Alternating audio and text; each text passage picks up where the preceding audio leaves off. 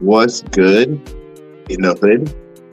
It's your boy Jay Stewie, Free Steward on Instagram, also known as Big Stew.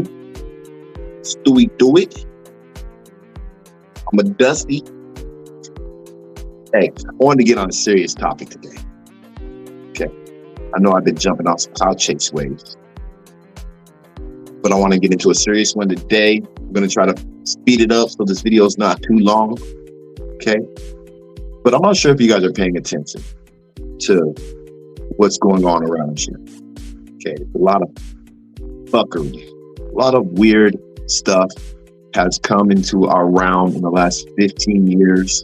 That's just bonkers to me, and I'm sure to you as well. One of them is this gender affirmation. Okay, when I was growing up, you had tomboys, girly boys. Tomboys were girls that dressed as boys. They grew up likely to be lesbians, but sometimes not. Girly boys were boys that were feminine. You know, they grew up to be gay, but sometimes not. But one thing they never did was demand that you affirm the gender that they are, that they feel that they are. Okay? Times have changed a lot. Times have changed to the point where they are writing laws that make it to where if you misgender someone, it can be criminal. You can face time. You may have to see a judge. Okay? They're also writing legislation that's allowing children to affirm their gender through gender reassignment surgery, which is just bonkers to me. But that's what this video is about today. Okay? Some states have just outright banned gender reassignment surgery for children, which I agree. You know, you can't get a tattoo. You can't do certain things until you are of adult age, which is 18. And then at that point, you can make whatever decision you want. So it seems righteous that states do ban gender reassignment surgery to children.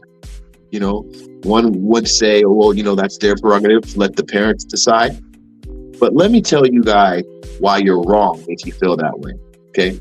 California is in the process of drafting legislation in regards to the gender affirmation surgery, gender reassignment surgery of children. So I want to go ahead and read that to you. All right, let's get into that now. Just to give you an idea of why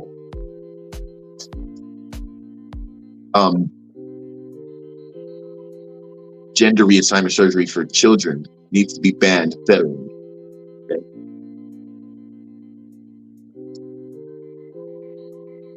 That's the wrong one. Sorry about that. Let's get back over here. I'm going to just read you a quick, summary of what the bill is and what's in the proposed bill. Then I want to read you a quick article. Okay, so we got it up right here. It says,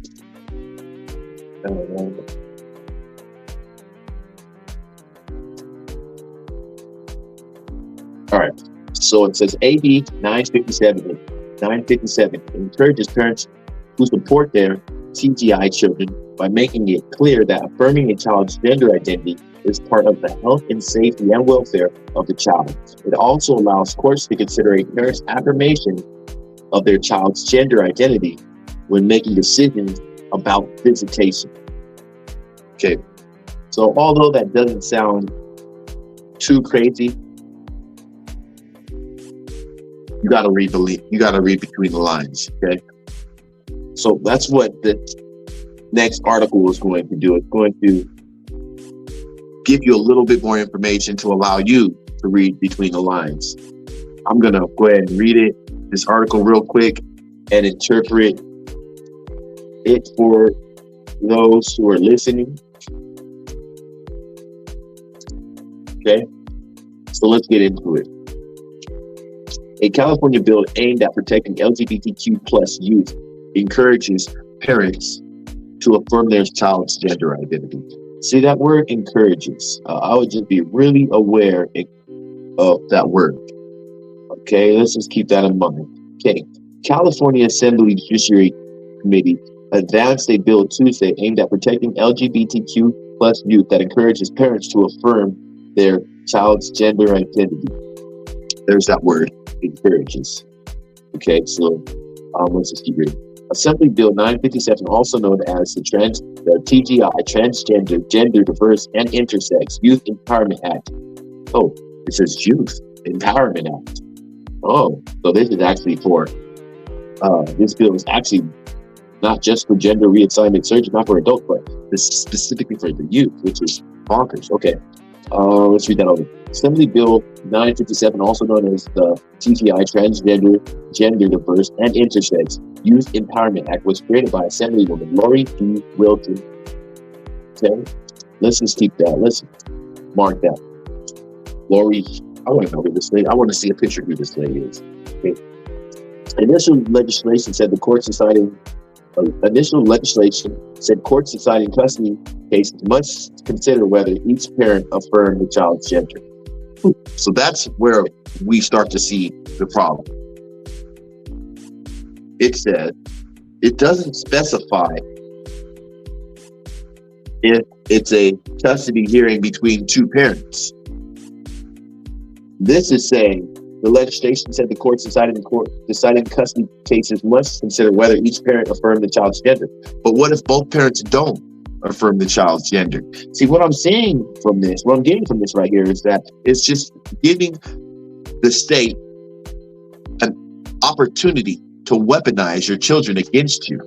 So if you don't affirm the gender of your child can put those people in your life, similar to the way they did years back when they considered a spanking abuse and encouraged children to put those people in their life if they get a spanking, regardless of if they were wrong or right. It was considered abuse, and the kids can put those people in your life, parents. Okay, this is just another way that they're doing that. If you don't affirm the gender of your child, they can put those people in your life, which is the court system, and actually the courts can come in and take custody of your child. Wow. Let's continue.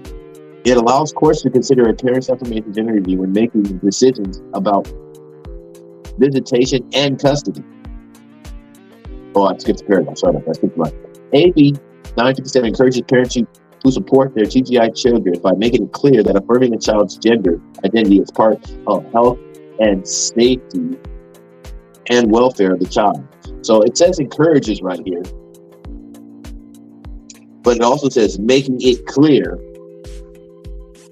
So they're saying that they're saying that you absolutely must accept the fact that your child is claiming to be a different gender. You absolutely have to accept that. It's part of the health and safety and the welfare of the child if you don't. So if you don't, and if you decide not to, it can affect the visitation or the custody of your child. So pretty much if you don't affirm your child's gender identity, it can affect the custody that you have over your child. So yeah, so it's the state that basically coming into your life and in between you and your children. I don't think I want to read this whole paragraph or this whole article for the sake of time, but let's get to the next one. If you have a child going through the system, a judge has discretion, like they do, looking at the totality of circumstances related to the health, safety, and welfare of the child. They keep on using the health, safety, and welfare of the child, okay, to consider different factors, said Wilson, the person who drafted the bill, who's also the mother of a trans child. Okay, well, who would have guessed? One of the factors, not the factor, but one of the factors would be the parent's affirmation of the child's gender identity. They're telling you is that one of the factors of you having custody of your child is if you affirm their gender or not. The bill also requires the courts to strongly consider that affirming a child's gender identity in the best interest of the child when one parent doesn't consent to a child's legal name change or to confirm with the child's gender identity. So, saying that if you are in a custody dispute between two parents, the courts are going to consider it in the best interest of the child to affirm that child's gender. So the parent that doesn't affirm that child's gender can and will lose custody of that child, per se, this bill that is being presented. Okay. It also clarified that would also clarify parenting in custody battle as abusive if they refuse to affirm their child's gender identity. So the parent that doesn't affirm the gender of the child will be considered abusive. So the parent that does affirm the child's gender could put those people in the opposite parent's life and say that parent is abusing the child by not therefore identify or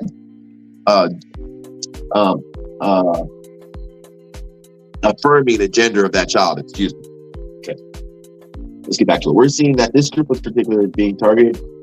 We're seeing that this group in particular is being targeted, and it's hurtful, says Wilson. It's painful in recognizing that this is such a small subset of our population. It's a minority part of our population, and we have people who have power who are targeting such a vulnerable portion of the population. I'd like to ask where they're being targeted, why are they so vulnerable, or what makes them so vulnerable, and why is it so hurtful? What's it being targeted for? I don't get it. Anyways, according to the Trevor Project, 45% of LGBTQ plus youth considered attempting murder, death, kill in the past. More than half of them identify as transgender and non-binary.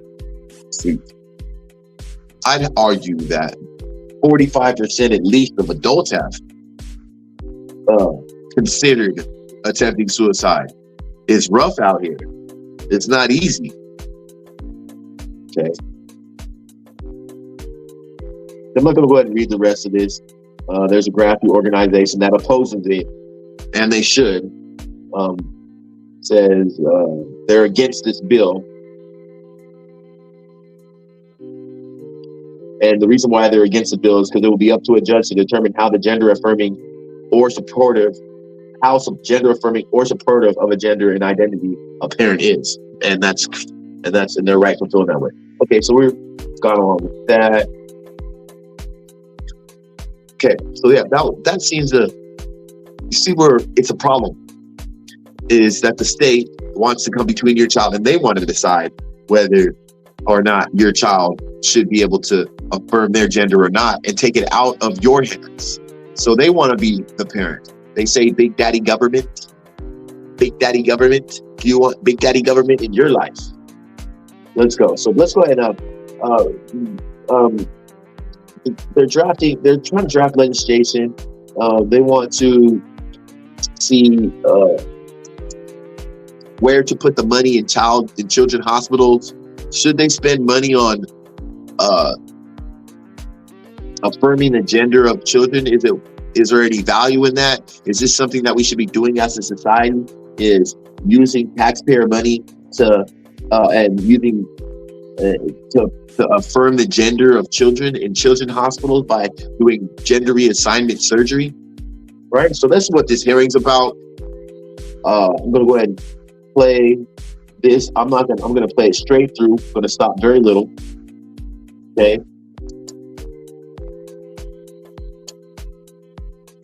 And this hearing is, like I said, they're trying to decide or figure out how much funding children's hospitals should get for gender reassignment surgery. So let's get into it.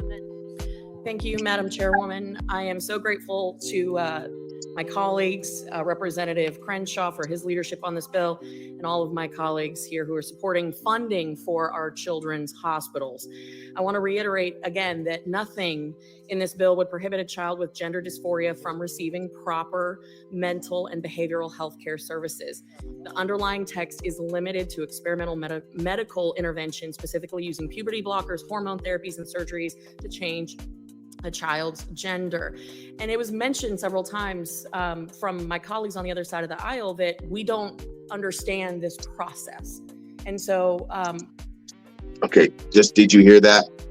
They said gender reassignment surgery consists of puberty blockers, surgery, puberty blockers. What in the... This is what's going on today. This is crazy.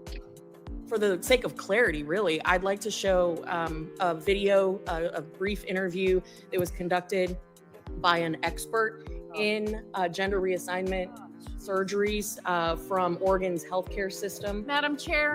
Madam Chair. I object. I move that the committee adjourn. This has turned into a circus. I move that the committee be adjourned. It's official. It's official testimony. Madam Chair. So these people are literally having a meltdown, an issue. They're having a problem with this lady, Senate Congresswoman Kamat, showing a video of an expert explaining what gender reassignment surgery consists of. They don't want to hear it. They just want it to be available, regardless of knowing what it consists of. These are our leaders. It's crazy. Madam Chair, can I just ask? Madam Chair, without objection, I would like to. Okay. I would like to play this Committee video. will come to order. I was Motion going to adjourn is not debatable, right? So I have to ask Samick the motion. Madam to Chair. adjourn. We don't want to Thank be you, held Madam Chair. hostage Sorry, by whatever it is that you Excuse guys me. are Claiming my The committee time. will come to order. So Ms. we will- They don't want to be held hostage. First of all, they're not being held hostage. They're there to do a job. Okay, so they're there to do a job, and they don't want to have to do the research to do their job. That's what they're having a problem with right now. Is they don't want to be presented any research that will help them do a better job. Well, you'll Kamek have your vote. controls the time. Ms. Kamek controls the time. Thank you, Madam Chairman, Chairwoman. Without objection, I would like to. I play this object. video. there's an I objection. object. We have no foundation or basis for this video. We haven't seen it, and It's I a object. medical expert from your side. I object. Doesn't she get If we don't as you claim, if we do not understand how this surgeries work, I would like to show a video that articulates how these surgeries are conducted. I think that is completely germane to the conversation that we are having here today. Okay. Just, excuse me. Lady will suspend. Committee will come to order.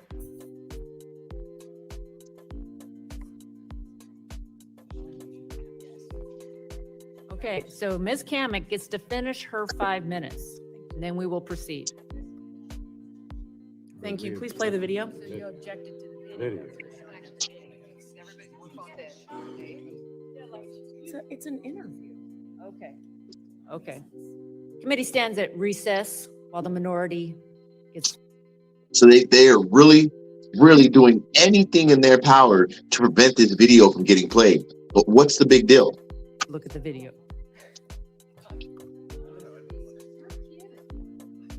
I want to look at the video. 2 minutes and 17 seconds. Ms. Kamek had asked unanimous consent for the committee to watch the video. There was an objection. I'm going to yield now to Mr. Pallone for the purposes of his objection. I have looked at the video, but I insist on my objection because I have to be honest, I don't even understand what the person is saying. It's all, to me, it's just almost impossible for us to understand what he's saying and how it relates to what we're... So apparently they did a quick review of the video during that recess to decide whether it was relevant to be played. And this gentleman, after watching it for a quick second, decides that he doesn't even know what the video was about and they shouldn't watch it, which means he wasn't paying attention. We're discussing here, even the authentication is difficult. So I And now he's questioning the validity of it. insist on the objection, Madam Chair. Instead of a unanimous consent, the committee, I'm going to ask then that the committee vote as to whether or not to see the video. The clerk will report the vote. Chair Rogers, on that vote, there are 26 ayes and 18 noes. The ayes have it. We will watch the video. Okay. But the one thing that is very new is genital surgery in someone that has underwent pubertal suppression. Do facial, chest surgery, and genital surgery. All right, pay quick attention to this. I'm just going to give you a quick just a quick run through. This gentleman is a doctor. He performs gender reassignment surgeries. So he's an expert in this field. But the majority of my practice and sort of where my passion lies is really genital surgery cases. So I do a lot of vaginoplasty and a lot of phalloplasty. I would just say they're expanding in either direction. So yeah, a lot of adolescents presenting for surgical intervention, but also a lot of people that are like in their 70s sometimes coming in for genital surgery, and then everything in between. But the adolescents for sure present some unique challenges. Obviously, there's great evidence supporting pubertal suppression for a whole variety of benefits. But the one thing that is very new is genital surgery in someone that has underwent pubertal suppression. Not so much an issue in someone with assigned female at birth anatomy that undergoes a phalloplasty, because we're creating something with a free tissue transfer or a flap anyway, but a much bigger issue for an individual that's undergoing a penile inversion vaginoplasty, because we use all of that tissue to basically create the vulva as well as line the internal vaginal canal.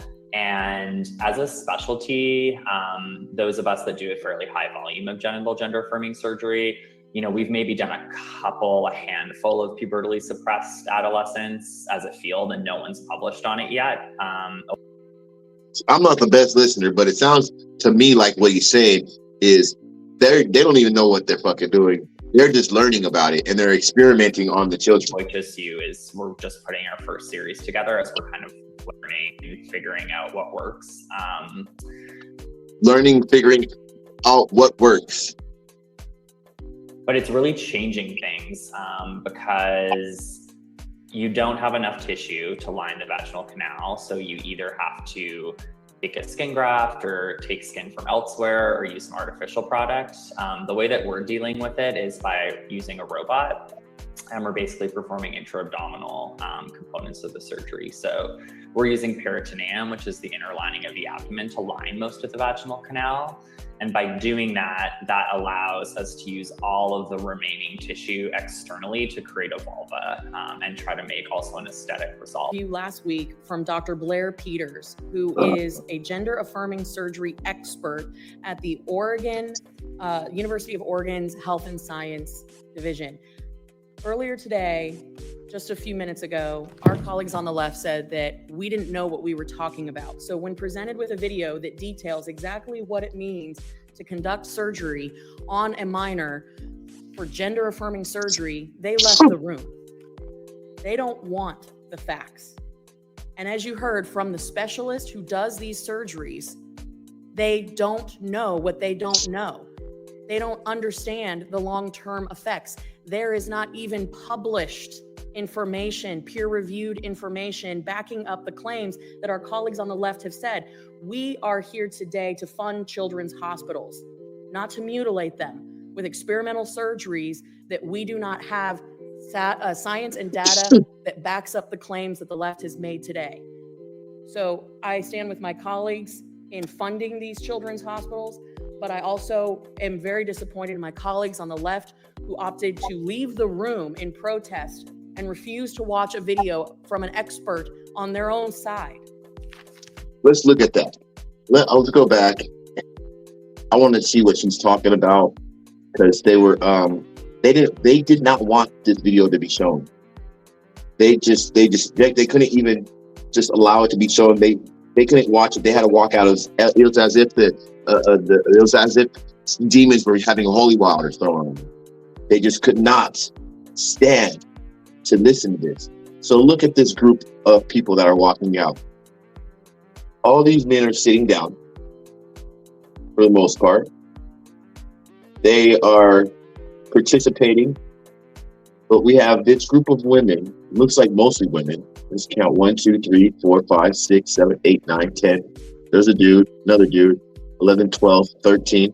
13 women who are ready to walk out just simply at the idea that she wants to play this video. It's bonkers. It's bonkers. They should all be fired. But I think it's interesting that it's all women, which, I believe that has some significance here. Anyways, let's move on. I see it's odd that they're shoving it down our throats and they're trying to make it seem so normal. Our leaders are trying to make it normal. You see, they didn't even want to hear about what goes on in a gender reassignment surgery. They didn't want to hear it from an expert. They just are pushing this agenda so tough, and they're just trying to normalize it. Let me show you ways that they're doing that. They're using the mainstream media and celebrities to normalize it. Like, for instance, I wanted to play this quick video for you guys. You know, we're just gonna skip through it, but look what we got here. It's just like this is how they normalize it on TV. Gabrielle Union. Retired NBA star Dwayne Wade couldn't be prouder of his daughter Zaya. Like, it's what's the point of being on this earth if you're going to try to be someone you're not? He remembers the day his second. Okay, he said that. How come no one corrects him when you're trying to be someone you're not? If you're on this earth and who you are is who you are. That's who you are. Oldest came home and told him she was transgender, which he talked about on the Ellen DeGeneres show, telling the talk show host that Zaya came home and said, "Hey, so I want to talk to you guys. I think going forward, I'm ready to live my truth, and I want to be." I think there is something to take from that. Zaya came home. Where did she come home from? Where did he come home from? Likely school. Where they're in Florida, and there is a bill that restricts teachers from talking about this type of stuff in the classrooms. And now you see why. Because they come home from school and tell you that they're not what gender they are. But that's just one of them. It's as if here we go right here. And Brad Pitt's oldest biological child, Angelina Shiloh, Jolie who was assigned and female Brad at Pitt. birth, told the former power couple as a toddler that they would prefer to be a set of parents allowing their Megan offspring to Good. determine their own gender identity. Another set of parents allowing their offspring to determine their own gender identity. Megan Good and Fox Brian Green. Brian Austin Green. The actors have 3 kids together and have decided to raise them to love whatever they want and be confident in their choices. Two We're going boys through that identify now where as I'm trying to girls. teach him to be confident. How no is that matter what. possible? And That have so many people in Hollywood. Academy Award winner Charlize Theron. Theron. Academy Award Alright. winner Charlize Theron has 2 adopted children, and while 2 adopted children that she turns into transgenders. the star stays very quiet about the 2 on It's social craziness. media, posting the rare photo here and there. She stays very quiet about it because it's debauchery. It's fuckery. In an interview with the Daily Mail, Charlize revealed her eldest daughter, Jackson, is transgender, telling the publication, "My kids were born Cynthia Nixon." I don't know Sex who and this the bitch City is, star but Cynthia Nixon shared a heartwarming Instagram Sex post and the about City her star. transgender son on the 14th annual Trans Day of Action, writing, "I'm so proud of my son, Samuel Joseph Moses, called Seth, who graduated college this see, month." I'm confused. I don't even know the transgender boy. I don't know if it's a boy or a girl, but I don't think it matters. You're gonna say, why is it your business? I showed you why it's your business. It's because they're writing legislation to make it to where your kids can put those people in your life if you don't affirm their gender. Carrie Payton. The Walking Dead star Carrie Payton shared a heartfelt Instagram post about his transgender son Carter, writing, "This is my kid, one of the most happy, well-adjusted individuals." So I'm assuming that's a girl, and he put that a girl that likes to skateboard. So he calls herself a boy now, but really she's just a tom girl. Individuals I've ever known. My son, Carter. Carter with a K because it reminded him of my name. He chose it. You see, he was born female, but has always identified as a boy. He thought it would be cool if I announced it on social media. Just know that the support for Carter. Warren Beatty and Annette Bening have 4 children together, and Annette opened up in an interview about their transgender son, Steven, and how he navigated his journey after identifying as transgender. Well, that's enough of that. I just find it that you see that this agenda is being pushed through Hollywood to normalize this. And when you heard that doctor speak about the stuff that they're doing to children to affirm their gender, it's bazonkers. Absolutely bazonkers. See, I just wanted to touch up on it. This is just going to be a quick one. This is just a start. We're going to do a part 2 to this. Okay? Real soon, we're going to do a part 2 to this. We're going to delve in a little deeper. I want to give some reasons why this is. Why are they pushing this agenda? I have my own opinions. We'll get into that. All right. But for this time, I think I've done enough. It's good in the hood. Back again. And I'm going to be about this hoe. But before I go, I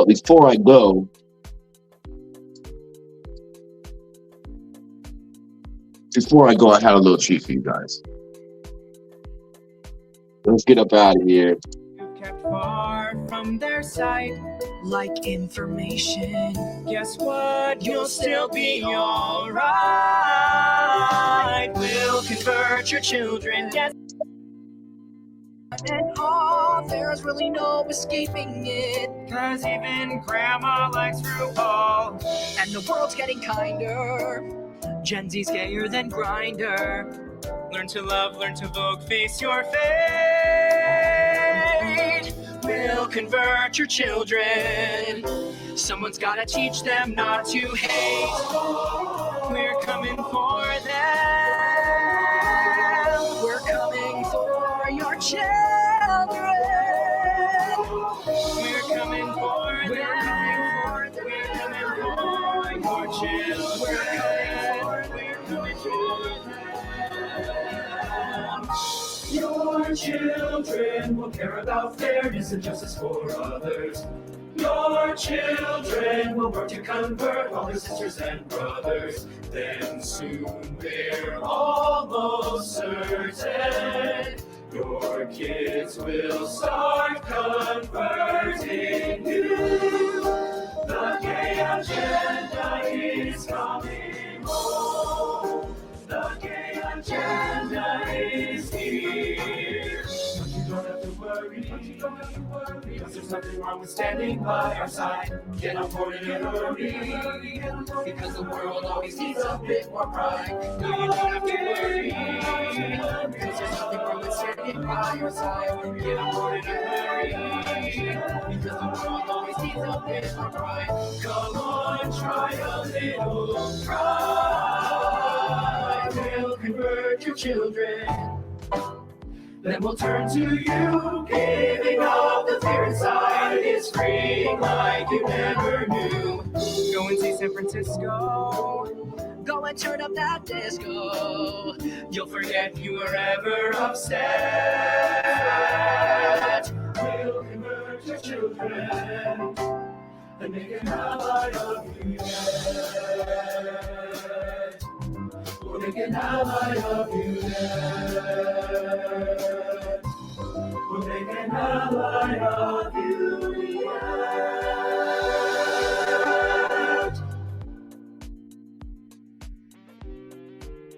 Perhaps I can help you, Chuck. I think the election was a victory for good government.